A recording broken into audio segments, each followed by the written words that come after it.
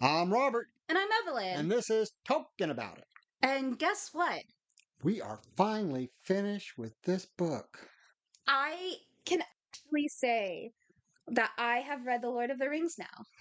It has never taken me 3.5 years to read a book. 3 years and 7 months. Granted, it's technically 6 books divided into 3 volumes, but it's still, I usually read this when I read it in 6 months Mhm.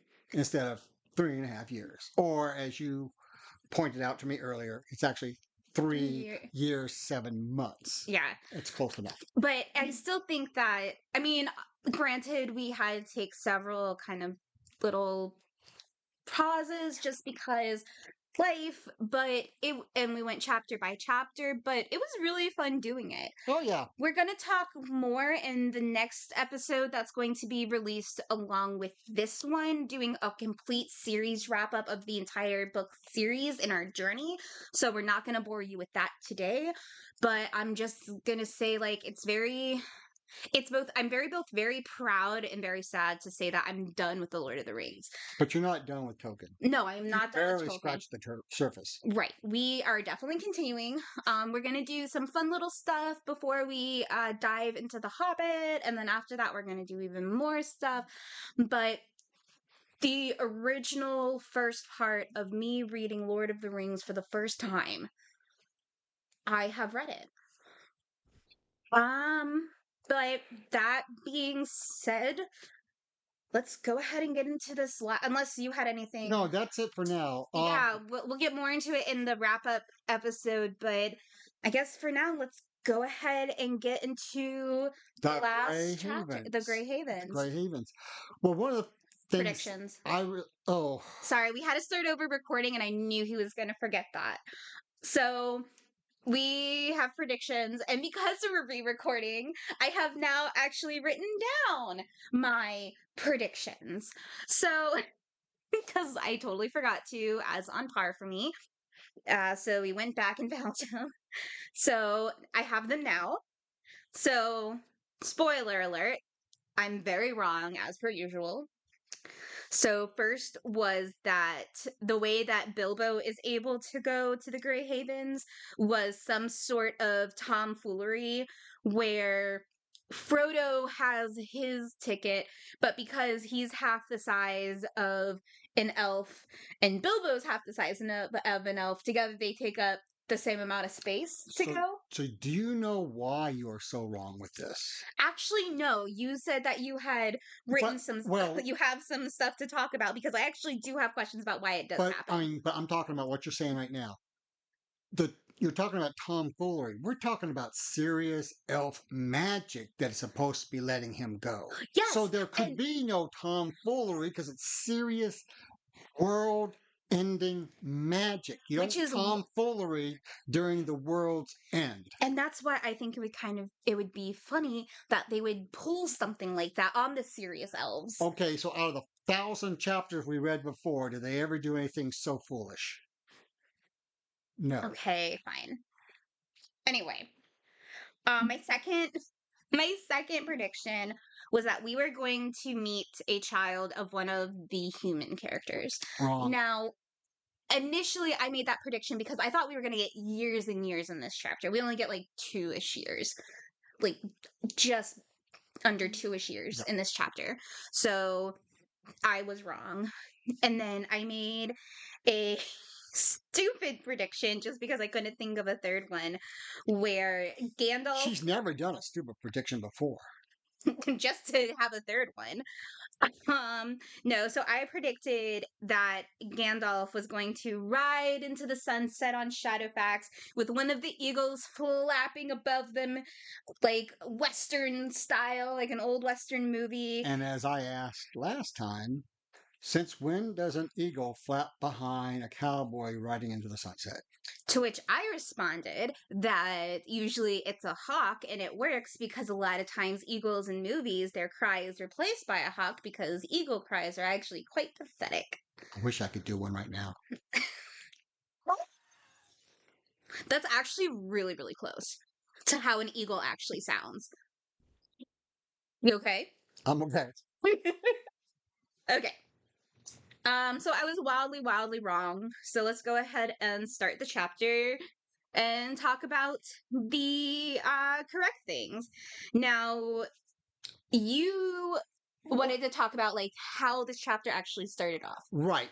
I love that it begins with them rescuing people. Right. And one of the first people they rescue is Fatty. Who I had forgotten about. But he's Fatty no more. Yeah, and that's the exact wording too. Is Yeah, fatty was fatty no more. yeah. And the thing, and like he just describes him where he's hasn't just lost a ton of weight, but from the mistreatment, he can't even walk. They have to physically support him and carry him because he can't walk. And he looks so terrible that Mary and Pippin even tell him he might have been better off with them on the journey. Right. Like, that's how bad it is. Could you imagine another hobbit that all they do is think about food, though, on this journey? Mm-hmm. No, no. Plus, there are three, and we can do a whole trilogy thing, but we're not going to do it now. Okay. But yes, so we rescue him, and he's been in captivity for one of the longest times. But the person that was well, actually, oh, I totally forgot to mention. I just really like how even in his state, he notices Merry and Pippin are much bigger. But the way that he describes them as bigger as is that they had grown a hat size. It's completely insignificant. I just think it's really funny that that's the way that He said it. he said it. Yeah, just that's the way he described them as being bigger. Was Right. they went up a hat size. Yeah, but remember, he's half dead with hunger. That's very true. Because maybe that's all he sees is their face. He goes, "Are you a half head size bigger?" Yeah. But yeah, the person that was imprisoned the longest was Lobelia. And she is noted to being shocked when she gets a literal round of applause when she is brought out. Yep. Also very weak and had to be carried. And she notes that she was never popular before. Right. But I think what's also interesting, knowing her, Mm-hmm. she was probably the first one to try to rally the troops. Basically, I mean, she's got that personality. Mm-hmm. Why are you in my shire? Right, exactly. Right. And that's probably why they captured her first was to like keep her son in check with everything. That's probably why he went along with it was because they had her. Right. Where even though they're not the best people, they still have very strong personalities.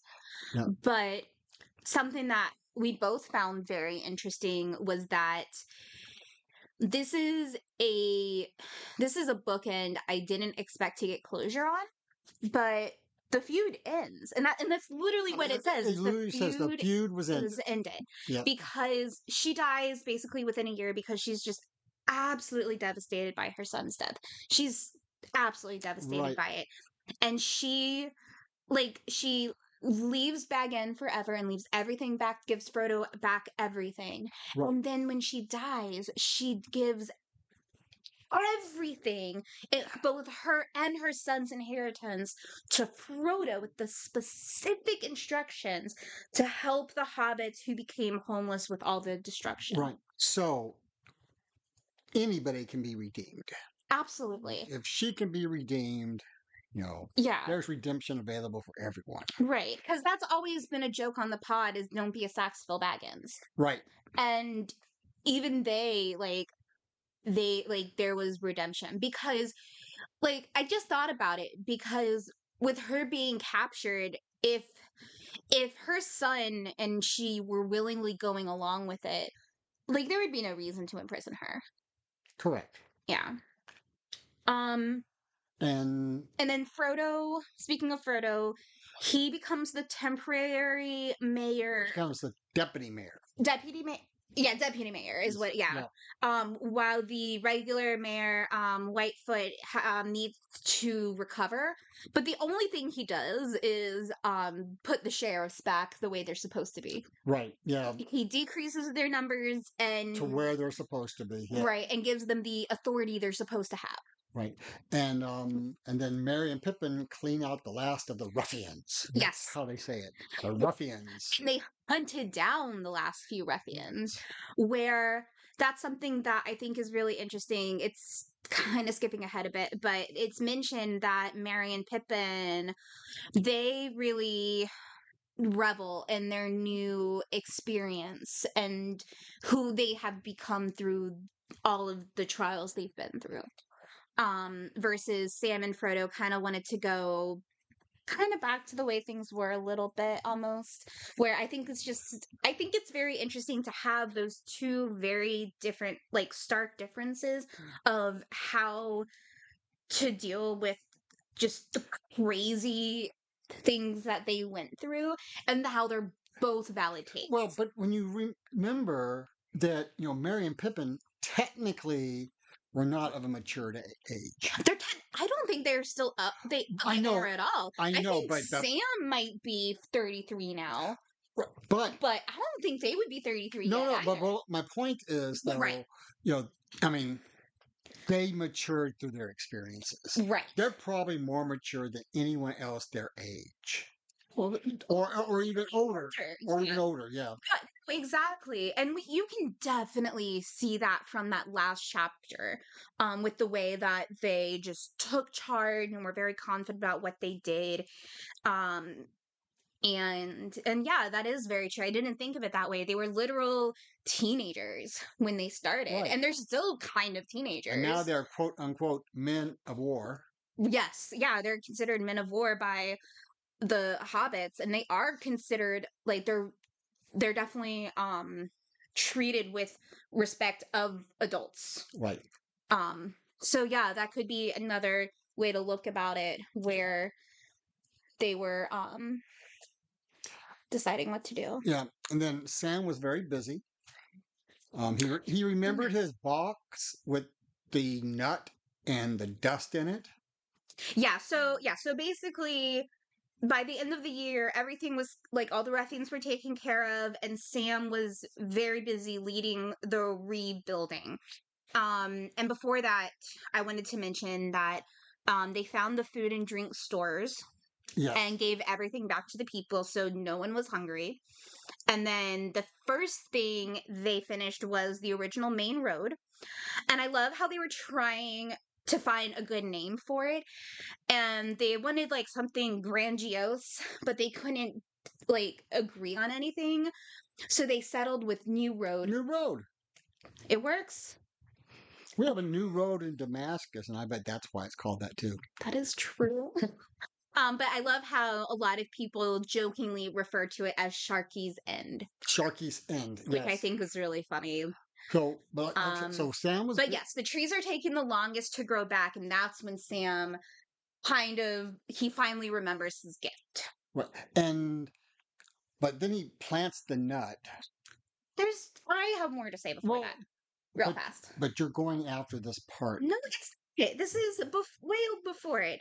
So he calls Frodo, Merry, and Pippin all together, and it's revealed that the four of them are called the Travelers now See, that's by the other way hobbits. further on. No, this I have the nut well before this. Um and so they finally like open the box and they find the gray dust and the seed. And Pippin and Merry suggest using um the dust on the trees to see what happens. Um, and so that's And what what's he really, does. but He plants trees where they were supposed to be, and then spreads just a couple things of no, dust on them. a grain for each Yes, tree, a a grain grain for for each each tree. tree. So just imagine how many trees that was. Right. But Sam really went into his like he call it his forestry later. And then he decides to plant the nut, the strange silver nut, where the party plant or the party tree used to be. Right. And that And then becomes over winter, nothing happened. But in the spring, such rapid growth. right. But also the nut was a mallow tree. Yes, and it grows very, very quickly and becomes so gorgeous. And it talks about how travelers would come from all over just to see it, And for those who don't remember what the mallard trees were, which I didn't. I was going to ask. these are the huge trees that the elves have their houses built in. Oh, okay. Yeah. And this was something interesting for me. For some reason, I knew about the nut and what it was, Hmm. but for some reason, I was thinking it was going to be a descendant of the white tree. Mm. Um, That would have been interesting too, though. yeah. But I really like that it's the mallard tree because we talk about how, or even before I knew like that particular tree, I knew it was from Lothlorien, and I really liked how we we especially later in the book how we're talking about the third age has ended, it's the time of men, and we kind of talk about how the hobbits kind of are included with the men in this new age of everything. And so I think it's very nice that we have this gorgeous elven tree to at least remember and to help usher in this new age, which I think is really cool. And then, so, And then the next year is super well, prosperous with everything. we're skipping stuff again. Oh, I skipped something. Okay. Um, So they destroyed, completely tore down anything that was Yes. built by or associated with Sharky's men. Yes. They And they repurpose everything too. they repurposed the wood and the Hmm. bricks to build other things. Yes. The clearing of the hill and Bag End, they had to redig Bag End basically. Yeah. Um, they restored Bloodshot Row. Hmm. The old gaffer gets his place back At number 4. at number 4. Uh, I wonder if that has anything to do with number 4 Privet Drive from Harry Potter, or if that's just a weird coincidence, or if she was influenced by anything like that. I doubt it. I doubt it too. 4 is just an easy number. Anyway, Uh, um, and all the children born yes, in that first year, which the year is 1420, yes. had golden hair. Golden hair, which is supposed to be Very very rare. rare for hobbits, Yeah. but they're also very strong. Food was plenty, and the only people upset were the ones who had to mow the grass. Yes. I loved that. Oh my god, I loved that little tidbit. Like that's so Tolkien. But when you think about mowing the grass back then, they didn't even have push mowers. They're Exactly. on the hands and knees with clippers. Click, click, click, click, click, Yeah, click, click, click, click. exactly. Like and especially if the grass is growing very fast and luscious, it's Yeah. gonna take a while. So Sam Um, finally marries Rosie. right. Oh, Uh, hold on. What did I do? Sam finally marries Rosie. No, I know. I had a note, but I think I deleted it somehow. Because my only oh, here it is. Okay. I also wanted to note that the beer was so good that year that the year became synonymous with good. Oh, And same for other things. Like yeah. literally 1420. Like if a beer was really good, they say, "Oh, that's a classic 1420." Yeah. Or like It deserves the name 1420. And yeah, and like and other things too got associated with that year because just it was such a prosperous year. right. So Sam and Rosie get married. Well, not well. We're I just yep, yep. I got just something first about Frodo and being ill. While Sam is away doing his forestry work, Frodo becomes incredibly ill. But he gets better before Sam comes back, and the gaffer never says anything about it, and Frodo never says anything about it, so Sam doesn't ever know. But we know as readers that it was because of the anniversary. Yes, it was the anniversary of when he was stabbed. Stabbed, yeah, Yeah. October 4th, right? I think so. Yeah. Yeah. So The number 4 again. But yes, so this is when Frodo's house is finally fixed, and he invites Sam to come live with him. And Sam's like, "That sounds great, but I also really want to get married." And Frodo's like, there's enough room for her too. Both of you can move in." right, So he finally marries her. and then when the first child is coming along, and they know it's going to be a girl. That's what freaks me out is that they know it's going to be a girl. Which, I mean, sure. I mean, why not? Well, I mean, but it's like it's like all the wives' tales still. If you're hanging low, it's going to be a boy. If it's hanging high, it's going to be a girl. That kind of stuff. Mhm. But so they But yeah, so they're married in the spring, and Frodo retires. They also mention that Merry and Pippin decide to live together for a at little Crick while, Hollow. and they return to merriment. Um, but yeah, this is where they say that they continue to wear their uniforms and frolic about, proud in them, while Sam and Frodo went back to their old attire, Yeah. but would still wear their cloaks. So But yeah, the and Sam child's the also had anxiety over Frodo, but yeah. yeah. So the child's name is Eleanor, which means sun star. Mhm, And when Sam is asking Frodo about a name, he's mhm. like Well, Florida or something yeah, like that. it's like we wanted to And he's like, like it's Frodo, but it's a girl. but he's like, just do what we do. Just name her after a flower. Yeah. And so Eleanor. Hmm. Um, Though I do want to say at this time as well, because I feel like we're skipping because we know that Frodo is ill about every 6 months at this point, and that's why Sam hadn't wanted to bring this up again. And he gets ill again at the next anniversary, and Sam notes that because Frodo has kind of dropped out of the public eye, people have less respect for him out of the four. so and But yes, so finally she is born. yeah, she's born. Um, and not long after she's born, the rest of the party come that's going to the Forgotten Lands. You know, like not long after she's born, Frodo tells Sam, it's like, I need you to tell Rosie you're gonna ride halfway to Rivendell with me because I need to go visit Bilbo. Not really telling him it's time. But as they're on their way, that's when they meet them. But that's very important because I wanted to quote this because when Frodo tells Sam that he wants to go and Sam is torn between more adventure and the Shire, Frodo says, you were meant to be solid and whole, and you will be. And that line just right to the heart. I just thought of something. Okay. So I mean, and it's happening more this episode than any other episode Mm-hmm. of where I'm trying to move on, and you're going back to what I consider small details Mm-hmm. because I've read it So many so many times. times. These are well-known details to me, and they seem trivial because of that. But because I'm reading it for the first time, it's You're like, picking up on them. yeah.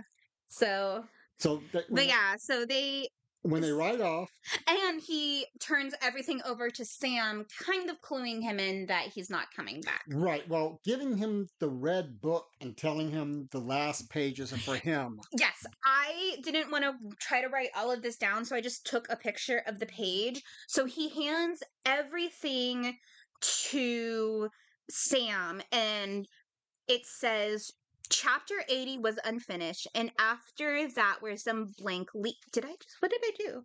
Okay, sorry. I thought I deleted it. The title, after that, there were some blank leaves. The title page had many titles on it, crossed out one after another. So it read, My Diary, My Unexpected Journey, There and Back Again, and What Happened After, Adventures of Five Hobbits, The Tale of the Great Ring, compiled by Bilbo Baggins from his own observations and the account of his friends, What We Did in the War of the Ring. Here, Bilbo's hand ended, and Frodo had written The Downfall of the Lord of the Rings and the Return of the King, as seen by the little people, being the memoirs of Bilbo and Frodo of the Shire, supplemented by the accounts of their friends and the learning of the wise, together with extractions from the books of lore translated by Bilbo and Rivendell. What a title! No wonder no one reads it. You get tired after you read the title. No wonder it's considered like thousands of years later that's finally being translated for us by Tolkien. as it were. But could you imagine if that was the act, like a title of a book? That's like a Fallout Boy song. It truly reminds me of a Fallout Boy song title. Now, But well, I was just gonna say because you mentioned it when he hands it to Sam. Sam says, "Thanks, but it's not finished." And Frodo's like, "Oh no, my part's finished. The rest of it is for you to write." So I kind of want to know what Sam adds to the title. Okay, anyway, so I think this is a good place. Um, For a rabbit hole? Not well, kind of a rabbit hole, but not really. So Sam and Rosie have 13 children. Oh my god. It's one less than My mom, yeah, that's my mom's family. your mom. Yeah, that's one less than your grandmother. His No, mom, one more. I thought it was 14. No, it's 12. It was 12. Okay. Yeah. So Thing at that level, right? so yeah. So but it's like they're putting it's like they're well, My god. so all right. So Eleanor's the oldest, then Frodo, Okay. then Rose, Okay. then Mary, Okay, of then course. Pipkin, then Goldilocks. I did see Goldilocks as one of the names, and I always have to laugh because I also named the virus Goldilocks once. Handfast. I'm Sure. sorry, Handfast. That's better. Daisy. Love it. Well, Handfast is a strong hand. Okay. Daisy, Primrose, Cute. Bilbo, Nice. Ruby, Okay. Robin, Cute. and now they're running out of names, and the boy's name is Tollman, but they call him Tom.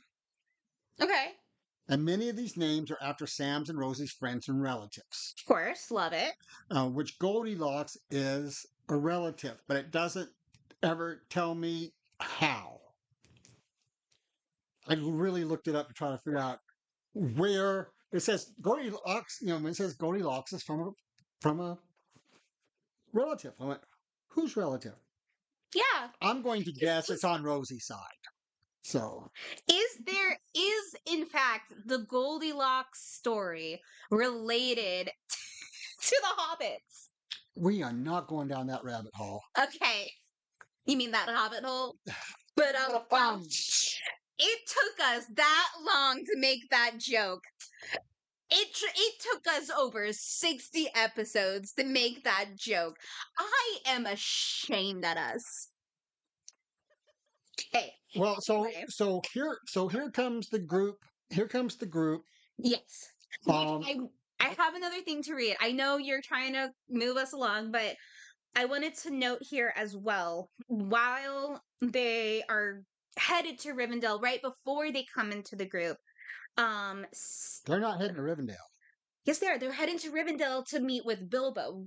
Frodo doesn't know they're on their way this way.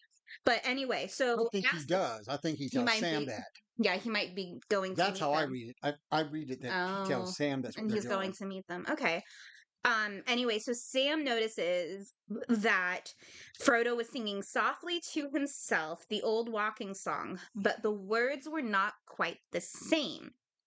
So of course we get a song in the last chapter, which is still round the corner there may wait a new road or secret gate. And though I oft have passed them by, a day will come at last when I shall take the hidden paths that run west of the moon, east of the sun. So, um, so now the rest of them are coming along. Yes, that's when they finally see everyone. So it's I like the point. Gildor, Elrond, and Galadriel, and a bunch of other elves that they know. And Sam is completely shocked. But yeah, you're right. Frodo isn't shocked. So yeah, I think he did know. Yeah. So, I like the fact that they let us know that Frodo's pony's name is Strider. Yes. And Sam was on Faithful Bill. Faithful Bill. And so. But the big shock comes that Bilbo is with them. Right. Still very weak and half asleep. Right. But trudging along. But But the chapter also makes a point that Gandalf is openly wearing the third ring, Ye- Uh, which is not yet. called Gnarly the Great. Not yet. But he's still wearing it. Well, he's Whether it's still wearing. No, but Gandalf's not with them yet. Basically, Sam is surprised, and Frodo explains that he and Bilbo are ready to go to the Havens. And they do make a big point showing that Elrond and Galadriel have their rings out. And that's when they start to come and ride to the sea. And before we get to Gandalf, there's another thing that, again, I probably noticed that you didn't know, was that Frodo says that Sam will follow, but later, as he has many years to enjoy. right. He foresees Sam as being mayor with lots of kids, and that the third age is over and the time of the rings have passed. Yeah, That's when we see that Gandalf is there waiting with them with his ring as well. And that, so I have two things that I need you to explain to me right now. One, first, Bilbo. We know that Frodo kind of got his magic ticket from Arwen. How has Bilbo so gotten? we are going to talk about this in the wrap up. Okay, that's fine. Second question. I I was honestly shocked that Gandalf was going to leave as well. Because on one hand, I understand it's like, yeah, it is the time of men, but like what I truly envisioned, not was Gandalf riding off into the sunset, but I truly imagined him smoking some pipe weed with Sam in the garden, watching his children play. That was something like an image I had in my mind, where Gandalf, like, he would just kind of silently still be there, just kind of watching over things, not interfering. But I mean, I can understand he's exhausted. He is exhausted not and only wants to rest. but remember, But he was never supposed to be in Middle Earth this long either. I actually did not know Yeah. that. I don't think we've mentioned that before. So Because that gets into my next question, so I think this will go together. So let me ask this next part. Because my other thing is, I know that Gandalf is different than the elves, where he's kind of like a demigod / angel kind of thing. So I know Grey Havens isn't necessarily a heaven equivalent. It's more of like a peaceful afterlife equivalent, not necessarily the same thing. But that's why it's called the Forgotten Lands. Right. I just, for some reason, I always thought that Gandalf being of like kind of a just not above, but like a little above, but also like slightly different, that he would have a different type of afterlife kind of thing versus going to the Grey Havens. Well, going through the Grey Havens is the only way to get back. Oh, okay. Because I guess that does make sense, because we saw at the end of the last episode where the gray mist from Saruman wanted to go west, but the wind said no. Yep. With all of that implications. So that does make sense now that I'm thinking about it in this moment. But again, when I was first reading it, I was really surprised, because I was thinking it would be more of a like I can finally like rest and dissolve type thing as well, is what I imagine. But I also imagine him never, and like his type of rest would be enjoying watching the world at peace. I don't know, it just it didn't strike me that as that for him. So can you explain to me why he wasn't supposed to be on Middle Earth that long? Well, especially if like the other wizards are still doing well, who knows what? Saruman's not. Saruman's not. Well, right. But aren't there like the two blue wizards we know nothing about? There's and two that blue wizards. Radagast, the brown. And isn't right. there like another one or two? That's the only ones we have names for. Okay. Well, I thought the blue wizards didn't even have names. We just know about them. we just know about the blue wizards. Yeah. Yeah, but isn't it like there's like several other that are implied? So yeah, Gandalf and all those wizards are actually I know we've talked about this before, but I truly have Yeah, they're forgotten. actually Vargas. So Yeah, we've heard that. You've said that name, but we haven't talked about what that means in a while. right. So they were part of some of the first creation. Right. That's why we were Because saying technically, they're not necessarily demigods, but they're not necessarily angels. They're like of the primordial beings. right. So, and technically, Like kind of like apprentices of the primordials, right. kind of like Sauron a little bit, Yeah. but different.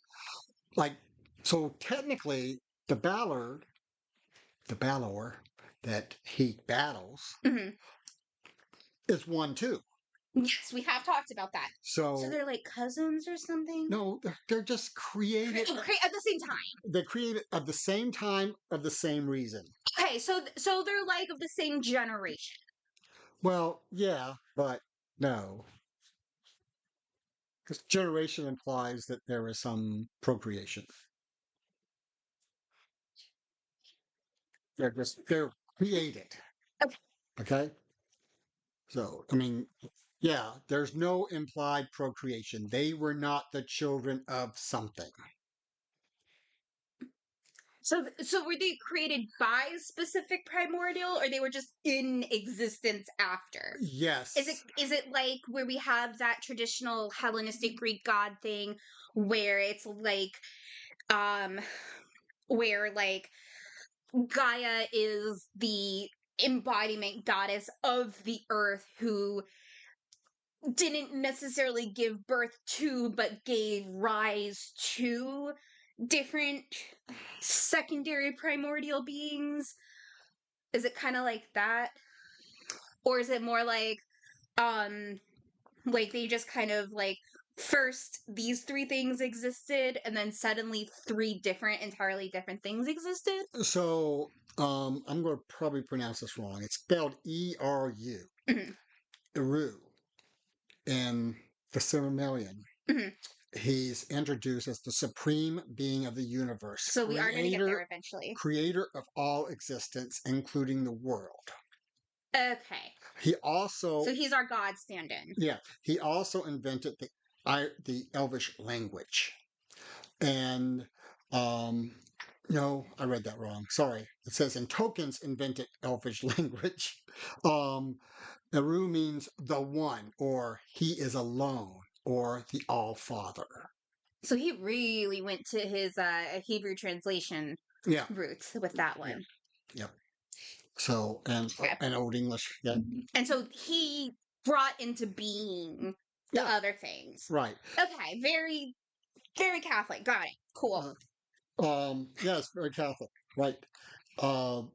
So, but Gandalf is there openly wearing the third ring. Which we've never seen him actually wear it before. Right. We have been told he has it.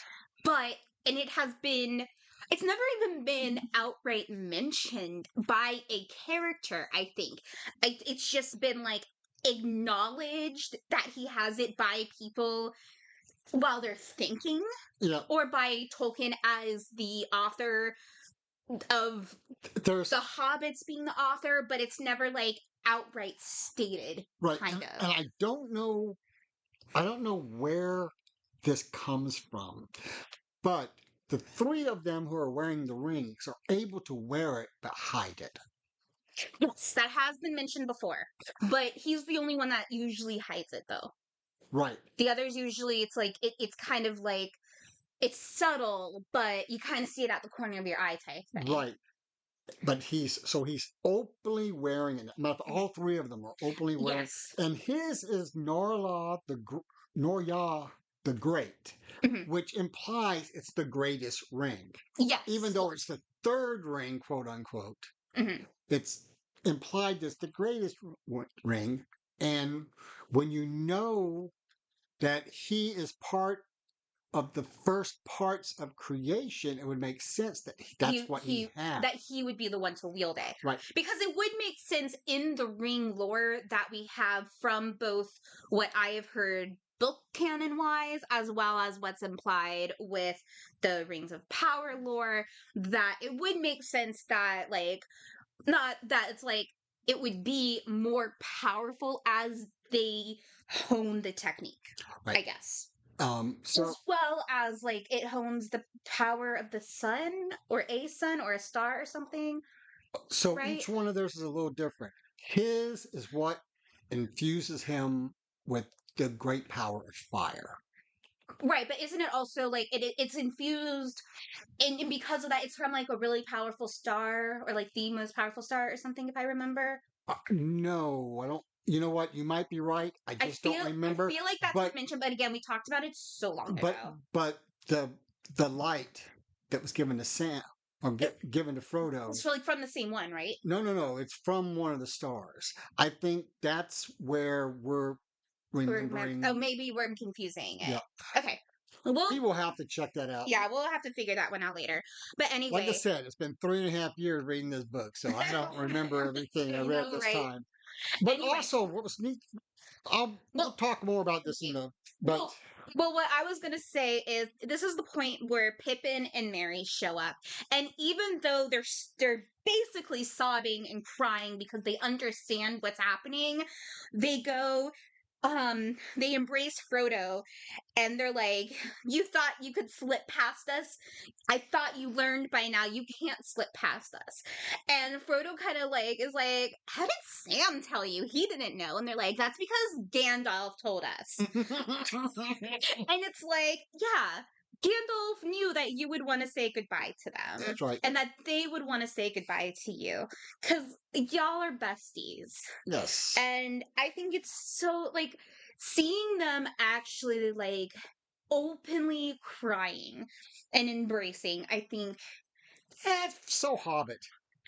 I Well, mean, here, they wear their emotions on their sleeve. so I bring this up because something that I was recently discussing with some other friends through a other podcast I listened to, Goblet of Wine, shout out to them, incredible, where they discussed the Harry Potter books, and I was discussing with friends of mine that also listened to that podcast about modern fantasy, where we don't see men dealing with emotions or crying, where the joke in that community is like Harry and Ron should have cried more and dealt with their emotions more. And that's something that we see in a lot of like modern fantasy for that my I as a millennial and other millennials consume is that like you think of the Hunger Games, you think of Divergent, you think of those other kind of popular fantasy series, and the men like they don't like they're very stoic, they bottle up their emotions, which I think is part of like this whole problem we have with society right now. And so I feel like it's a reflection how back then like it was proper for men to show emotion, and it's a reflection of that time versus what we have now in fantasy. And I think by revisiting stuff like this and stuff like Narnia, where again they deal with hard topics and their emotions and are able to like work through it, can probably like help us. Like I know we talk about I know I'm going on a rant right now, but I know we talk about how like old fashioned values like don't exactly work sometimes, but I think in this case like showing that men can deal with their emotions in a healthy way is something we need. But what's interesting though is some of those books you mentioned in their movie form, they do go a little further that way. I No, not I'm not saying as far as this, but they go past what the book shows. I mean, yes, in a film format and it is easier for to show emotion, but I think part of the problem is people don't know how to write emotion. that's another very valid point. Yeah. It can be really hard. Because Well, I would disagree. I think even worse, I bet editors take it out. oh, that could be a thing too Because because they don't think that people would want to read it. right, you're making this is too Mhm. long. Let's get rid of I this. know I have said so again, I really do find it's mostly for men, where women it's much different, where again, referencing the Hunger Games, Katniss, and while it's not perfect by any means, the way that she deals with her trauma and her PTSD is extremely well written. And in to some extent, Peta's PTSD in the last book is Yeah. relatively well written, and I do love how they adapted it into the movie as well. But you look at Gale, like the other main, and like Finnick and all of those other male characters, it's very hard. You look at, I'm rereading the Vampire Academy books with a friend of mine right now, and the women are able to like really work through emotions, but the men, they have to be more stoic kind of thing. That's kind of what I'm getting at, is like some writers, like they do amazing emotional work, but mostly for the women characters because we're expected to be more emotional like I am right now. And men aren't supposed to be that emotional, at least for millennials in modern society as I see it in the Western world. All right. Rant over. So back to our regular scheduled program. Yes. So the elves are there. Elrond, Gladriel, all the other elves are there. Gandalf is there. Bilbo and Frodo are all meeting here at the Grey Havens to take the boat. Well, at the Havens to go to the isn't the Grey Havens to go to the west is what it's called? Because I did get a Grey little. Havens to the west. That is what it's okay. So it's Because I got a little confused by it. I was like, is it the Havens to get to the Grey Havens?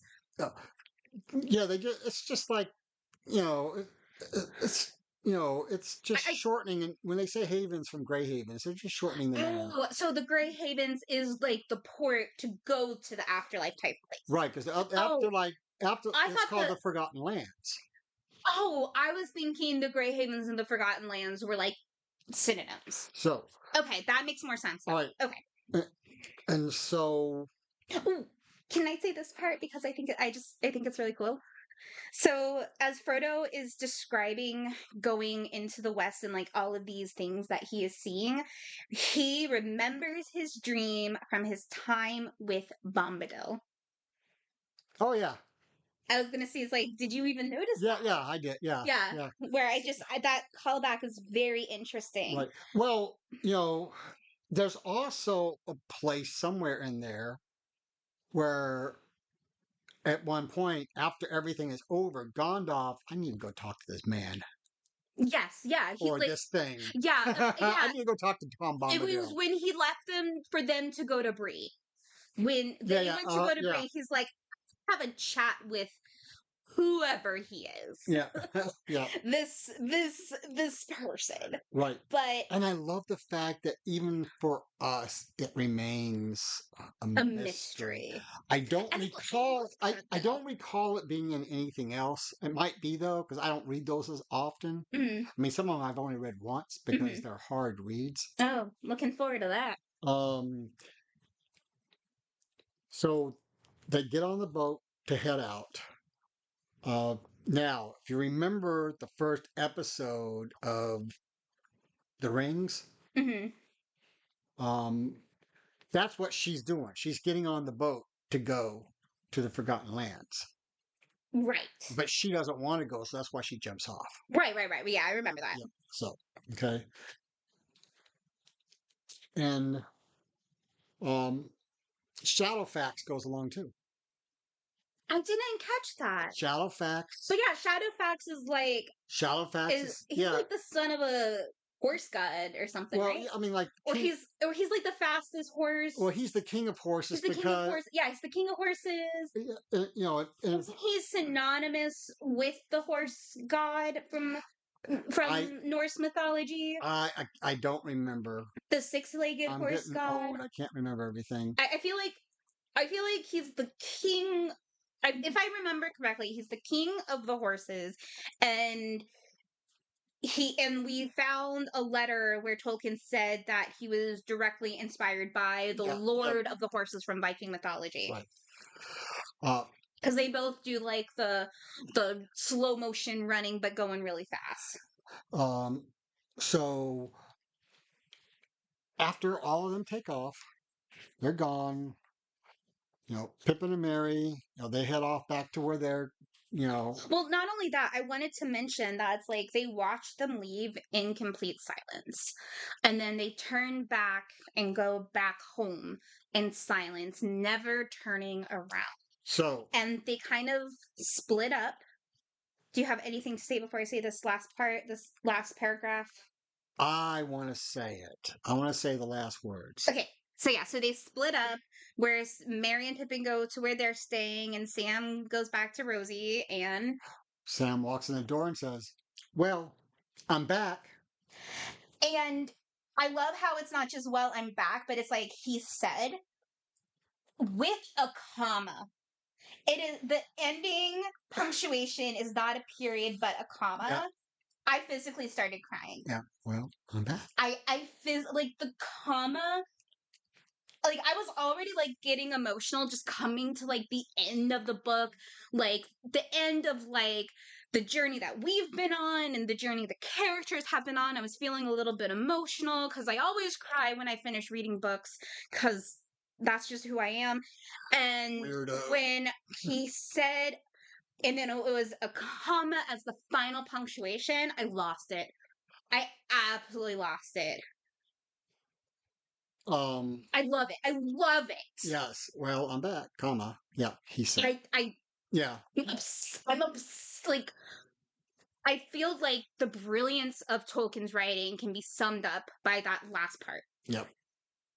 So, Especially because we know about like the Hobbit being like there and back again.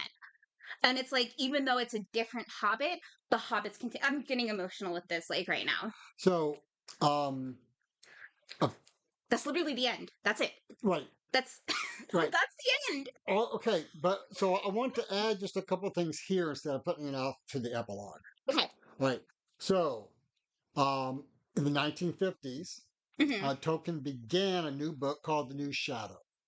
Okay. When he started writing it, he's like, it's not worth doing. He just decided, no, I'm not going to do this. Was it supposed to be like a continuation of like Middle Earth? Yeah, it was supposed to be like going into the fourth age Okay. and the shadow. I mean, books called The Shadow Returning. Um, and and then we'll talk about the tickets to the Undying Land in our epilogue. And our epilogue. Well, can we talk about that one? Because that can we talk about that now though? Sure. Because I feel like the our wrap up episode is going to be like everything. I kind of want to. I really want to know now. I just want to know now. Tell me. All right. So,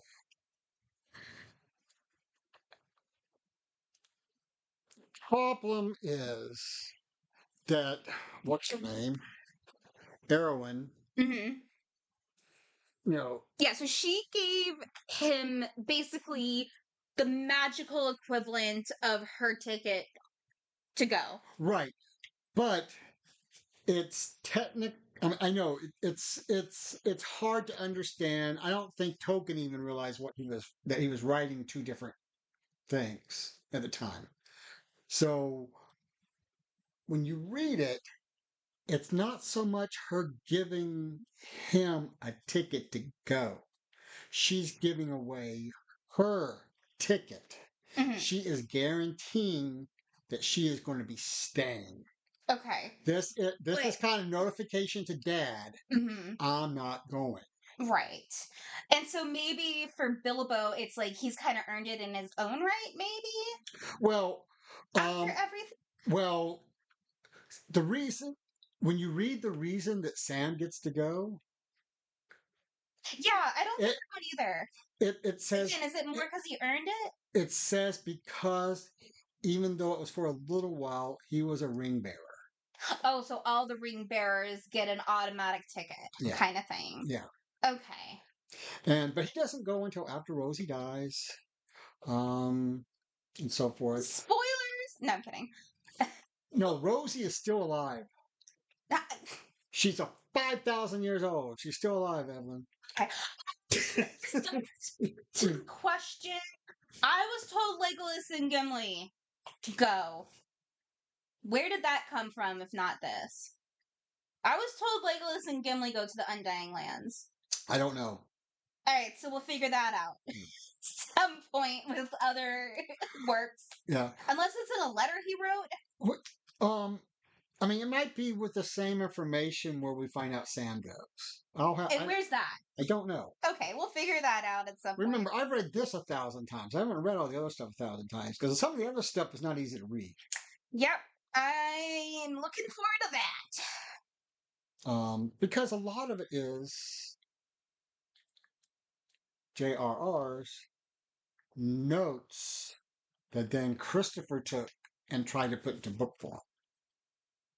Okay, cool. So So we'll find it eventually. we'll find it eventually. We need to like start a Pepe Silva wall No, where no, no, no, Pepe. No, no, no, no, no, no, Pepe. No, cork no, no, no, no, like no, the information in the nope, strings. nope, nope, nope, nope, nope, nope, nope. I've been Robert, Evelyn. and this is Token About It. We do have one more episode, which is going to be the epilogue, kind And of then a we have wrap up.